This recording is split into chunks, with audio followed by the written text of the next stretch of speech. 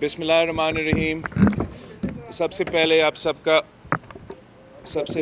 سب کا بہت ہی شکریہ کہ آپ ادھر آئے ہو۔ گرمی بھی ہے اور اتنا دیر انتظار کرنا پڑا۔ میں مختصراً وزیر اعظم صاحب کے خطاب پہ آپ کو کچھ پوائنٹ شیئر کرنا چاہ رہا ہوں، پھر آپ جو مجھ سے سوال کرنا چاہیں گے حاضر۔ میں سمجھتا ہوں کہ جیسے میں نے آج نیشنل اسمبلی میں تھوڑا سا کہا تھا کہ یہ پورا کا پورا بجٹ سیشن، چاہے جیسے وہ شروع ہوا یا جیسے وہ ختم ہوا، اس ملک کے عوام کے لیے ایک انسلٹ تھا۔ انہوں نے وہ سنجیدگی جو ان کا حق ہے کہ ان کا بجٹ کو جو نمائندے انہوں نے اس فلور پہ اس ایوان میں بھیجے ہیں، ان کو وہ حق ہو کہ وہ سنجیدگی کے ساتھ اس پروسیس کے ساتھ انگیج کرے، اور جہاں کنسٹرکٹیو کرٹیسزم کرنا پڑے وہاں وہ کنسٹرکٹیو کرٹیسزم ہوگا، جہاں اپنا کوئی موقف دینا پڑے، سجیشن دینا پڑے اپنے عوام کا، اپنے علاقہ کا جو مسائل ہے اس کا حل نکالنے کی کوشش ہو، مگر شروع سے لے کے اینڈ وقت تک حکومت کا کردار کی وجہ سے اور اسپیکر صاحب کی غیر جانبدار ٹریٹمنٹ کی وجہ سے وہ نہیں ہو سکا۔ اور جس طریقے سے گنتی کے بغیر یہ P T I M F کی تیسری بجٹ پاس ہوا تھا، وہ بھی افسوسناک بات ہے کہ اس حد تک ہم سے اپنے حق چھینا گیا کہ ہم اپنے ریکارڈ بھی نہیں لے آ سکے کہ یہ لوگ اس بجٹ کے خلاف ہے اور یہ لوگ اس بجٹ کے حق میں ہیں۔ یہ ایک بنیادی چیز ہوتا ہے، اس کے بغیر آپ کا بجٹ کا لیجٹمیسی نہیں ہوتا، آپ کا بجٹ کا جمہوری لیجٹمیسی نہیں ہوتا۔ اور جس طریقے سے خان صاحب نے ایک آلٹرنیٹو ریالٹی اور آلٹرنیٹو اکانومی اور آلٹرنیٹو ملک پہ تقریر کیا آج، وہ بھی آپ کے سامنے ہے۔ جو دکھ اور جو مشکل اس وقت پاکستان کے عوام اسی حکومت کی نااہلی، ناکامی کی وجہ سے بھگت رہے ہیں اس وقت، وہ آپ سب کے سامنے ہے۔ میں اس پہ ریپیٹ بھی نہیں کرنا چاہ رہا ہوں۔ پاکستان کے وہ عوام اپنے وزیر اعظم سے نہیں سننا چاہتے ہیں کہ بیزنٹائن میں کیا ہوا، ہسٹری لیسن کیا ہے، اسلامک لیسن کیا ہے، اسکینڈینیویا میں کیا ہو رہا ہے۔ وہ سننا چاہتے ہیں کہ لاہور میں کیا ہو رہا، پشاور میں کیا ہو رہا، کوئٹہ میں کیا ہو رہا ہے، ملتان میں کیا ہو رہا ہے، کراچی میں کیا ہو رہا ہے، اور آپ کے پاس ان لوگوں کے عوام کے مسائل کے لیے کیا حل ہے۔ آپ نے آپ کا 3 سال کا ریکارڈ بتانا تھا عوام کو، یا کم از کم اس سال کا ریکارڈ ہے۔ اسکینڈینیویا میں کیا ہو رہا ہے، وہ سننا چاہتے ہیں کہ لاہور میں کیا ہو رہا، پشاور میں کیا ہو رہا، کوئٹہ میں کیا ہو رہا ہے، ملتان میں کیا ہو رہا ہے، کراچی میں کیا ہو رہا ہے، اور آپ کے پاس ان لوگوں کے عوام کے مسائل کے لیے کیا حل ہے۔ آپ نے آپ کا 3 سال کا ریکارڈ بتانا تھا عوام کو، یا کم از کم اس سال کا ریکارڈ بتا دیتے۔ آپ ہمیں لیکچر سنا رہے ہو، آپ قوم کو بے وقوف بنانے کی کوشش کر رہے ہو، آپ اکنامک ترقی کی بات کر رہے ہو کہ پاکستان پہ اتنا اکنامک ترقی ہو رہا ہے کہ آپ نیشنل اسمبلی کے فلور پہ کھڑے ہو کر اپیل کر رہے ہو کہ جو باہر رہ رہے ہیں وہ بھی واپس آئے۔ آپ اگر چاہتے ہو کہ جو پاکستانی باہر ہے وہ واپس آئے، تو پھر آپ نے وہ حالات پیدا کرنا ہے۔ آپ نے جو نیا پاکستان کے نام پہ اس ملک میں جینا اتنا مشکل بنا دیا ہے عام آدمی کے لیے، وہ آپ کی تقریر سے پتہ چلتا ہے کہ آپ کو تو احساس ہی نہیں ہے۔ وہ بجٹ جو تحریکی مہنگائی، تحریکی غربت اور تحریکی بے روزگاری کا دور میں پیش ہو رہا ہے، اس پہ وزیر سے لے کے وزیر اعظم تک سب واہ واہ کر رہے ہیں۔ وہ بات تو کرتے ہیں کہ غریبوں کے ساتھ دینا ہے، بات تو کرتے ہیں کہ سب کے لیے ایک قانون ہونا چاہیے، بات تو کرتے ہیں کہ غریب کو ریلیف پہنچانا چاہیے، لیکن جو اس ڈاکیومنٹ میں اصل حقیقت ہے، جو آپ کا پالیسیز کا اصل نتائج ہے، وہ اس سے بالکل برعکس ہے۔ آپ غریب کو مدد نہیں، تکلیف پہنچاتے ہو۔ آپ امیر کو تکلیف نہیں، ریلیف پہنچاتے ہو۔ یہ آپ کا ریکارڈ ہے۔ بھولے جو ہوا پہلے، وہ جو ہوا سے سو ہوا۔ عوام آپ سے حساب مانگ رہے ہیں، آپ سے حساب مانگ رہے ہیں۔ وہ آپ سے پوچھ رہے ہیں کہ اگر ٹیکس ایمنسٹی ہے تو وہ امیر آدمی کے لیے ہے، عام آدمی کے لیے نہیں ہے۔ اگر وہ کنسٹرکشن کے لیے انسینٹیو ہے، پیکج ہے، تو اس کا فائدہ تو ہوگا، تو ان ریل اسٹیٹ اور کنسٹرکشن اینٹیز کے مالکان کا فائدہ ہوگا۔ ڈیٹا کے مطابق نہ زیادہ لوگوں کو روزگار ملا ہے آپ کا پیکج کی وجہ سے، نہ ان لوگوں کی تنخواہ میں اضافہ ہوا ہے۔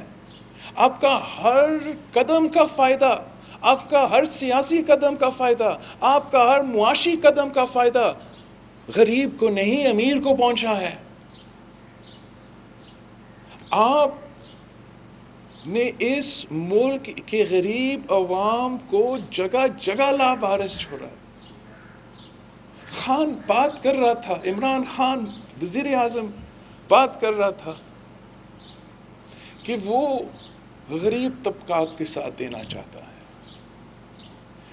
اپنا ہی ممبران نیشنل اسمبلی کے سٹاف خودکشی کر رہے ہیں، اس لیے تم نے ظلم کر کے ان کی تنخواہ میں اضافہ نہیں کیا اور آپ نے مہنگائی کی طوفان کھڑا کر دیا، اور آپ ہمیں لیکچر سنا رہے ہو کہ آپ کا معاشی ٹیم جو اتنا زبردست تھا کہ آپ نے 3 دفعہ ان کو فائر کرنا پڑا، کہ وہ واہ واہ کا پرفارمنس ہے ان کا۔ یہ کس قسم کا منافقت ہے؟ آپ کے کہنے سے معاشی ترقی نہیں آئے گا، آپ کا کہنے سے کہ صرف جھوٹ کے بنیاد کے 4% اکنامک گروتھ ہے، اس سے ترقی نہیں آئے گا۔ اگر ترقی آنا ہے اور معاشی ترقی آنا ہے، ہم نے یہ فائدہ غریب عوام کی جیب تک پہنچانا ہے۔ آپ کی باتیں 3 سال سن کے عوام کے کان پک چکے ہیں۔ وہ این آر او کا لیسن یا سبق نہیں سننا چاہتے ہیں۔ جتنے برا ماضی تھا وہ یہ نہیں سننا چاہتے ہیں۔ وہ سننا چاہتے ہیں کہ 3 سال تبدیلی کے بعد ان کے حالات آج کیوں زیادہ برے ہیں۔ 3 سال کی عمران خان کے انصاف کے بعد غربت میں تاریخی اضافہ کیوں ہوا ہے؟ بے روزگاری میں تاریخی اضافہ کیوں ہوا ہے؟ مہنگائی میں تاریخی اضافہ کیوں ہوا ہے؟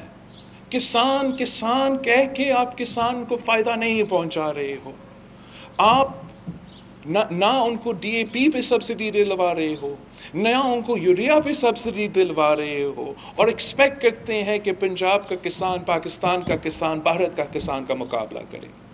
آپ نے جو ٹیوب ویل کی بجلی کی ریٹ ہے، آپ کے حکومت آنے کے وقت یہ 5.2 5.3 یاد نہیں 5 پوائنٹ سمتھنگ کا روپیز تھا، اب 12 روپے تک پہنچ چکا ہے۔ عمران خان کی حکومت یہ بوجھ ڈالتا ہے غریب آدمی پہ، اور امیر آدمی کو ٹیکس چھوٹ دیتا۔ آپ نے خود دیکھا وہ کہہ رہا تھا کہ آپ زیادہ ٹیکسز دے، اتنا ٹیکسز دے جتنا اسکینڈینیویا میں دیا جاتا ہے، میں اپیل کرتا ہوں بطور آپ کے وزیر اعظم بلا بلا۔ آپ نے ساتھ ساتھ تو ٹیکس ایمنسٹی اسکیم اسی بجٹ میں دلوایا ہے۔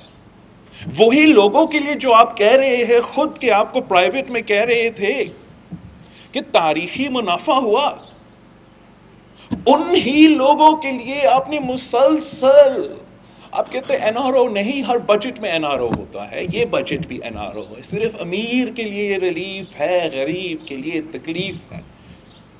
یہ آپ کی معاشی فلسفہ کا بنیادی نقطہ ہے، یہ ہم نے بھگتا ہے، یہ پاکستان کے عوام کے بھگتے ہیں۔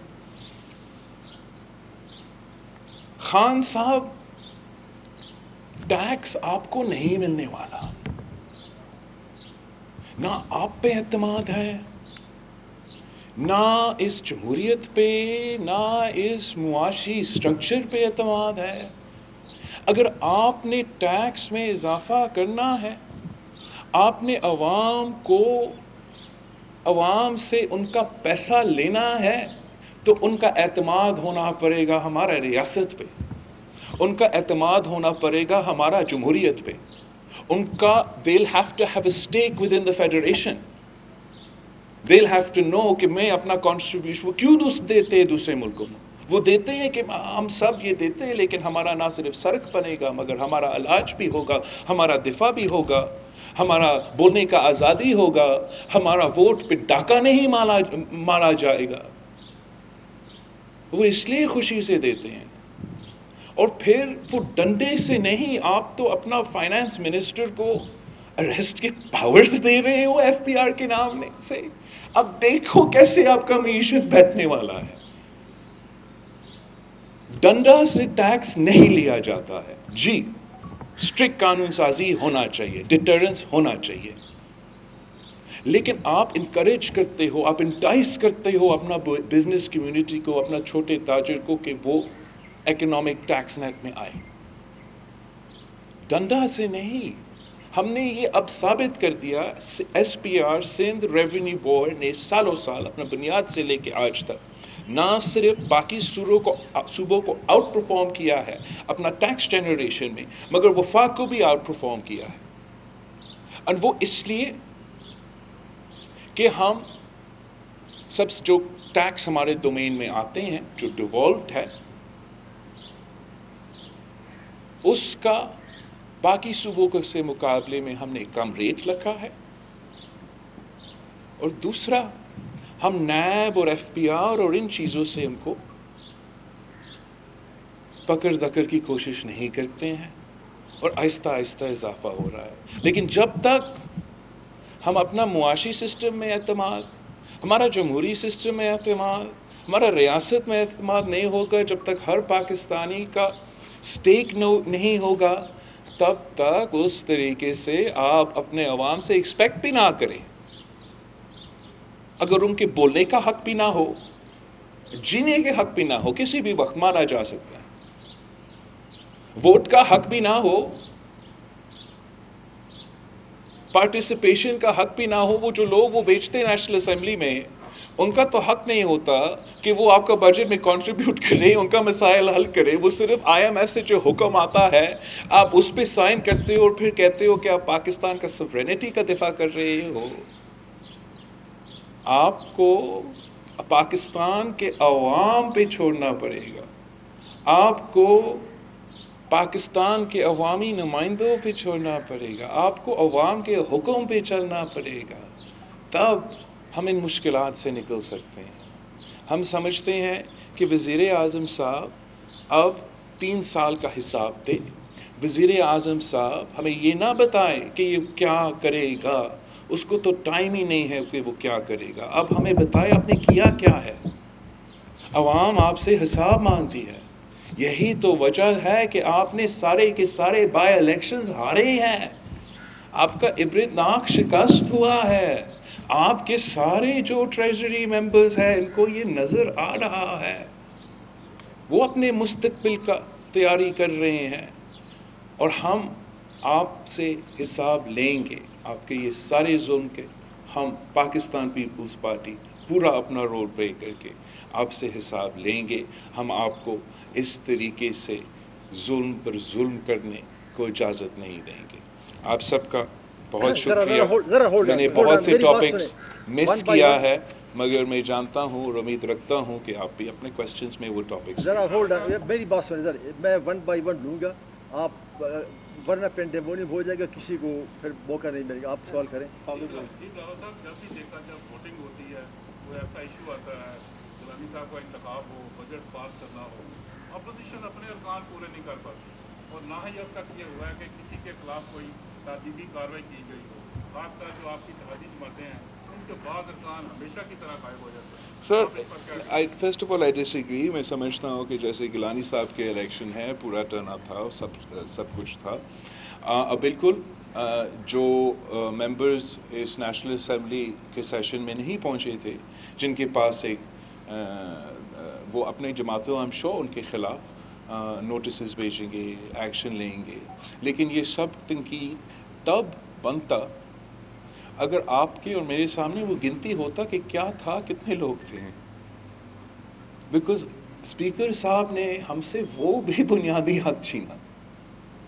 اسپیکر صاحب نے ہمیں اپنا وہ ووٹ آپ کے سامنے پھر صاف نظر آ جاتا.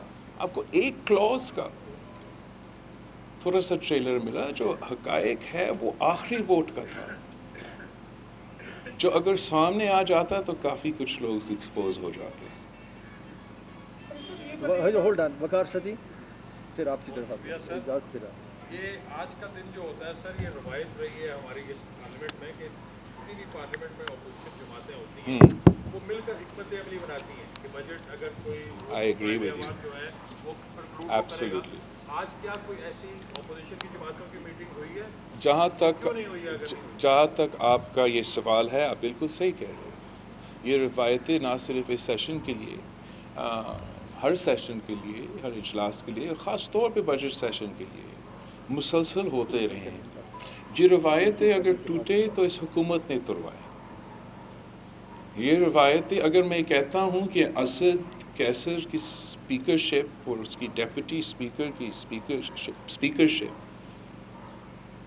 اس ملک کی تاریخ میں سب سے بدترین اسپیکرشپس رہے ہیں, تو میں یہ کہہ رہا ہوں, مطلب میں ان سارے دور کا ذکر کر رہا ہوں جب عامر بھی تھے.